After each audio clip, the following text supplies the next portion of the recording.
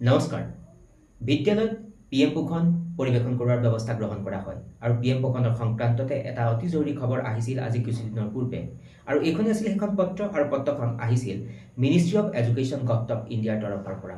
তাৰ পৰৱৰ্তী পৰ্যায়ত ষ্টেট নডেল অফিচ কাহিলীপাৰাৰ পৰাও এই সম্পৰ্কত পত্ৰ আহিছিল আৰু ষ্টেট নডেল অফিচৰ পত্ৰখনৰ আলমতে প্ৰতিখন জিলাৰ কাৰণে এই বিশেষ নিৰ্দেশনাটো আহিছিল। আৰু নিৰ্দেশনাটো হ'ল যে PM পোষণ প্ৰস্তুত কৰাৰ সময়ত ৰান্ধনী বাইদেউসকলে যেতিয়া খাদ্য প্ৰস্তুত কৰিব তাত 10% অইল ৰিডিউচ কৰাৰ সংক্ৰান্তত এই পত্ৰখন আহিছিল।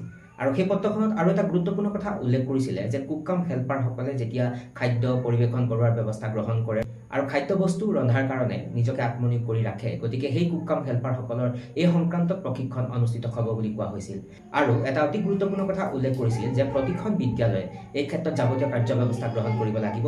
ইয়াৰ উপৰিও জিলা কৰ্তৃপক্ষই ইয়াৰ ক্ষেত্ৰত কাৰ্যব্যৱস্থা গ্ৰহণ কৰিব লাগিব বুলি উল্লেখ কৰিছিলে। তাৰ ওপৰত যেতিয়া খাদ্যবস্তু ৰন্ধা হৈছে PM পোষণৰ অধীনত ৰান্ধনী বাইদেউসকলে তেতিয়া তেলৰ পৰিমাণ 10% ৰিডিউচ কৰাৰ কথাটো ইয়াত উল্লেখ কৰিছিল।